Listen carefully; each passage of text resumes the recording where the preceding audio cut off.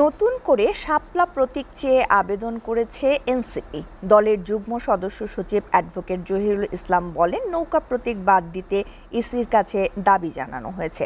অন্যদিকে শাপলা প্রতীকের কোনো বিকল্প নেই এবং শাপলা পেতে বাধা দিলে রাজনৈতিকভাবে লড়াই চলবে। শাপলা প্রতীক পেতে আইনগত কোনো বাধা নেই বলে জানিয়েছেন এনসিপির মুখপাত্র নাসিরউদ্দিন পাটোয়ারি।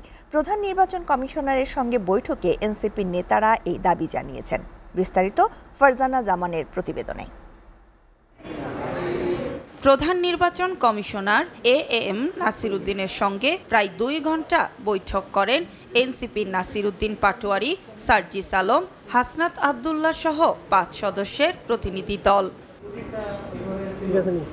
রাজধানীর আগারগাঁয়ে নির্বাচন কমিশন সচিবালয় সিওসির কক্ষে এই বৈঠক অনুষ্ঠিত হয়। বৈঠক শেষে সাংবাদিকদের সঙ্গে কথা বলেন এনসিপির যুগ্ম সদস্য সচিব অ্যাডভোকেট জহিরুল ইসলাম। তিনি বলেন, আওয়ামী লীগের নিবন্ধন স্থগিত রয়েছে, সেহেতু নৌকা বাতিলের সুপারিশ করছে এনসিপি। সরকারি সিদ্ধান্ত অনুযায়ী এবং নির্বাচন কমিশনের নিজের সিদ্ধান্ত অনুযায়ী বাংলাদেশ আওয়ামী লীগের নিবন্ধন কার্যক্রম স্থগিত রয়েছে, কিন্তু তাদের স্থগিত থাকা অবস্থায়ও তাদের যে প্রতীক ছিল নৌকা, সে নৌকাকে কিন্তু এখনও তালিকা থেকে বাদ দেওয়া হয়নি। তিনি আরও বলেন, আজকে নতুন করে শাপলা চেয়ে আবেদন করেছে এনসিপি।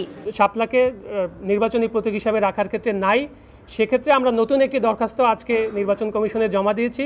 অন্যদিকে দলীয় মুখপাত্র হিসাবে কাজ করছে নির্বাচন কমিশন, এমন মন্তব্য করেছেন নাসিরউদ্দিন পাটোয়ারি। ব্যক্তি জায়গা থেকে একটা দলীয় মুখপাত্র হিসাবে কাজ করছেন। শাপলা প্রতীকের কোনো বিকল্প নেই এবং পেতে বাধা দিলে রাজনৈতিকভাবে লড়াই চলবে। শাপলা বরাদ্দে আইনগত বাধা নেই বলে জানিয়েছেন নাসিরউদ্দিন পাটোয়ারি। আমাদের শাপলার কোনো বিকল্প অপশন নাই, কারণ লিগ্যাল ওয়েতে আমরা দেখেছি আইনগতভাবে শাপলা পেতে আমাদের কোনো বাধা নেই।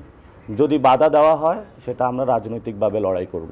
এনসিপি প্রতীক হিসেবে পছন্দের তালিকায় শীর্ষে রয়েছে শাপলা, তবে নাগরিক ঐক্য একই প্রতীক চায়। দুইটি দলই শাপলা প্রতীক নিয়ে একাধিকবার বৈঠক করে ইসির সঙ্গে।